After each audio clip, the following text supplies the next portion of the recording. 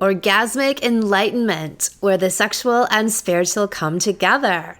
I'm Kim Anami, and I'm a holistic sex and relationship coach and a vaginal weightlifter. In this show, we explore all things intimate. I believe that our sexual energy is life force, creative energy, and we can use it to shape our worlds, strengthen our relationships, and self-actualize. I blend the most avant-garde information from neuroscience, ancient sexual practices like Tantra and Taoism, to renegade wellness modalities to show you how to create gourmet sex in your lives. Come one, come all. Does size matter? Yes. Thank you so much for listening. If you haven't already, subscribe and also leave a review. And send someone else the gift of a healthy libido and an off-the-charts love life by sharing this episode with them. Ha ha ha ha, gotcha. Well, that was the short answer, and now I will give you the expanded one. So, to the answer of the ages-old question, does size matter? Yes, absolutely it matters. And for the record, we're talking about the size of a man's cock. Women rarely ever ask about the size of their yonis, but men wonder all the time about the size of their cocks. First of all, let's get some things out of the way. Can you be too small? Oh yeah, for sure, 100%. If you have a micro penis, you can be too small. And by this, I mean some kind of statistically very unusual small size. However, even then, never fear. You can find a petite woman with a petite vagina, and even your micro penis can find a home for itself. But micros are a very, very small micro percentage of the population. The Taoists speak a lot about the idea of genital matching, as in a literal match made in heaven at the genitals, when your shapes and angles and dimensions are perfectly mirroring each other. And I've had this before, and it was utterly life-changingly epic. We both felt it because it was so unmistakably perfect. It's like our genitals were talking to each other, like they knew each other and immediately formed their own language and relationship. But most people probably don't end up with their exact physical match. But as long as you're pretty close, you'll be fine. So like I said, you could have a 3-inch cock that finds a 3-inch vagina and you will be snug as a bug. But if you are a 3-inch cock and you have a regular sized vagina, you're going to feel the discrepancy. You will be an itch that can never be scratched. Conversely, you could have a 7-inch cock meet a 3-inch vagina, and never those twains shall meet either. A former partner of mine had this experience. He was above average endowed, and he was dating a very petite woman. She was petite everywhere, and they couldn't make it work. They broke up because they did not fit. They could not make themselves fit, literally. So while it's great to physically meet at a perfect or near perfect match, the big secret about genitals outside of the anomalies I've already mentioned is that they are very malleable, meaning they take on the consciousness of their inhabitants. So you could say, have a man who is, by any standard, well endowed, and yet he doesn't think so. No one has ever really loved his cock before, nor does he, and he walks around feeling totally disconnected from it. How is that going to feel when he fucks you? Utterly disconnected and even strangely creepy because you are fucking a disembodied cock. And the truth is, most men do not occupy their cocks. So much negativity and anti-masculine sentiment is thrust at men, and all of this gets projected consciously or unconsciously into the cock. Maybe he internalizes that his cock is a symbol of toxic masculinity or violence, and he needs to minimize its power. So he doesn't inhabit his full erection. He doesn't wield the full force of the magic wand he has been bestowed with, because the true purpose of a man's cock is exactly this, as a magic wand, a divine penetrator designed to open, excavate, activate, alchemize, and heal. And fuck the shit, the metaphorical shit, demons and all, out of his woman. That is his job. And he can't do that if he has a bunch of insecurities about his cock, because he has automatically just castrated himself and turned himself into a eunuch. So the name of the game is cockfidence.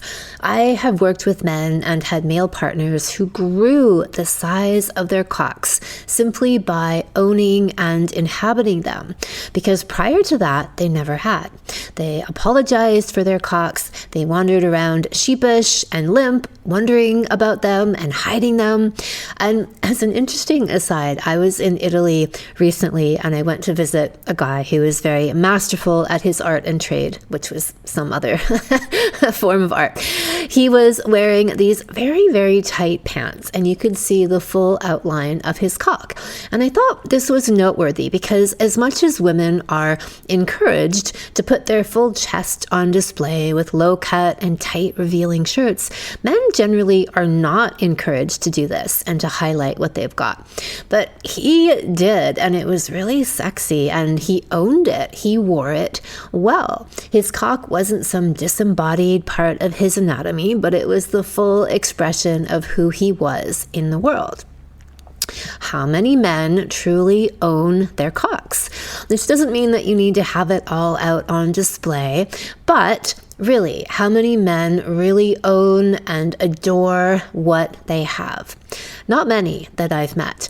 I've been with men who were built like a horse, and even they had cock insecurities. Seriously, I asked one of them, I was like, don't you guys check each other out in the locker rooms? And he's like, well, generally we don't look for that long or that closely, and I suppose there are growers and showers. But look, anyway, when you truly inhabit your cock, then you are able to wield that full power and force of your instrument. That is how you truly fuck a woman open. Once you've attained that level of super cockdom, your cock size, as I've said, is malleable, because you can fuck a woman like you have an 11-inch cock. If you fuck her with the full weight and force of all of your archetypal masculine energy and everything you've got, she will be well fucked. And whatever size you've got is going to be irrelevant. And it's the same way with a pussy. A woman can have a vagina on lockdown, which literally shuts the gates if she's holding on to unresolved trauma. Or she can have a totally numbed out, empty cavern.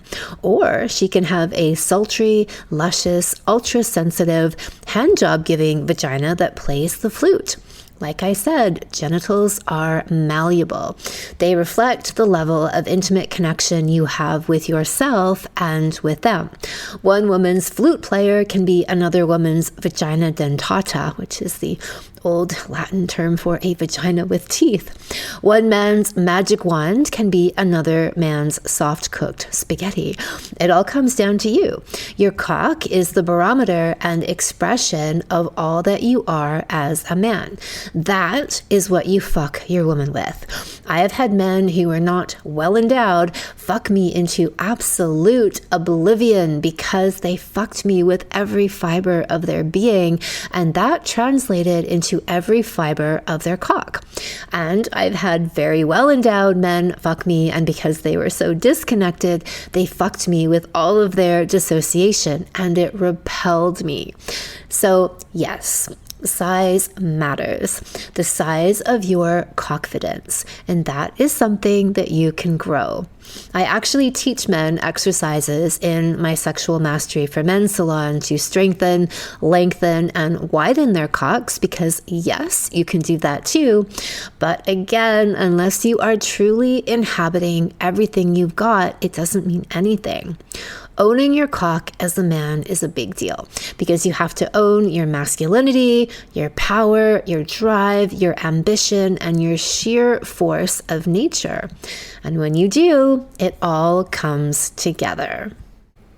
So how do you do it? How do you occupy your cock? Number 1, build your stamina. I always say that the most important sexual skill for a man to cultivate is stamina. Stamina is your unflap ability, how you hold the line in the face of an overwhelming challenge or pleasure. This is about having command of your sexual energy, your cock, and ultimately your woman. A woman will never be well fucked if she is with a man lacking stamina. You need to be able to go the distance and as fast and far and furiously as she demands and take her over the edge again and again. For more on that, check out last week's episode on She Comes First, Second, Third, Fourth, and Fifth. This is you being in control of your cock and not it being in control of you. Number 2 would be heal sexual trauma. People will dissociate from their bodies and their sexual organs, in particular, if they've been abused there. In men, this often shows up as premature ejaculation or impotency or a so-called low libido, or, like I've been saying, they don't fully occupy what they've got. By every other name, it's all just dissociation.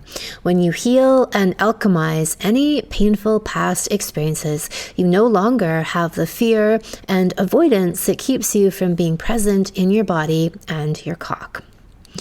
Number 3, own your masculine power. I spend a lot of time encouraging men to man the fuck up, giving them permission to be men. I love masculine men. Women love and want to fuck masculine men. Any of the programming you see glorifying beta males is simply a top-down agenda to rid society of what used to be the guardians of the realm, men. No woman wants to fuck a beta male or a man who is disconnected from his masculine energy. Any of that beta self-flagellation will show up in your cock. So alpha up and your cock will respond in kind. Number 4 of things you can do to occupy your cock, cocksercises. Just like vaginas, cocks need a daily workout routine. You can use exercises to strengthen and increase your length and your girth. I have seen and known men grow a full inch in length and a full inch in girth. If you add a pelvic weightlifting regimen onto that, you will be off to the cock races. You'll be maximizing your physical potential and energetically reconnecting to and owning your cock all at the same time. I teach a full cock and testicle workout routine in my Sexual Mastery for Men Salon. Number 5, get yourself a decent cock-loving woman. To my great surprise, there are not a lot of cock-loving women out there. So I've made it my job to make them. And I do. I pump them out of my Well-Fucked Woman salon all the time.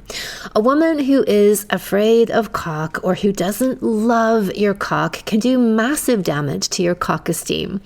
If your woman doesn't drop to her knees whenever she sees your cock and tries to put it in her mouth or vagina, something is not right in your world. A good cock-loving woman can go a long way to restoring your innate cock love when she's licking and sucking and fucking that thing all day long like it's food, like it's sustenance for her. So I get that this particular item is a little more out of your control, but I'm telling you that if you have a cock-averse woman, it's time to rethink what you want and deserve in your life. And a woman who doesn't like cock ain't it. One thing that is in your control is being a consummate lover and adorer of pussy, because like attracts like. And then sign up for my new Anami dating site to find a woman who loves cock. Ha ha ha. I'm just kidding, half kidding on that one. That doesn't exist yet, and I'm not sure if it ever will, but we certainly get a lot of requests for it. It would be the ultimate in genital matchmaking. So in the meantime, my Sexual Mastery for Men Salon opens soon. This is my signature 8-week online program for men to become sexual masters of themselves and their cocks. In the salon, we cover how to build epic stamina and separate orgasm from ejaculation, cock exercises to lengthen, strengthen, and grow cock organically, deeper healing modalities to release trauma, detoxing from porn, a pelvic weightlifting routine, how to channel your sexual energy as a creative power, increasing your vitality, confidence, and cash flow, finding your masculine expression in the world, how to man up in today's hostile to masculine energy climate, and Orgasmapedia, the ultimate guide to all female orgasms. All this and so much more. For the free preview videos you can watch and my 7 Days to Supercock series with exercises you can practice tonight to build stamina, come to kimanami.com, look for Sexual Savant Salons, and then click on Sexual Mastery for Men. Thank you so much for listening. If you haven't already, subscribe and also leave a review. And send someone else the gift of a healthy libido and an off-the-charts love life by sharing this episode with them. We'll be back next week, and in the meantime, many happy orgasms.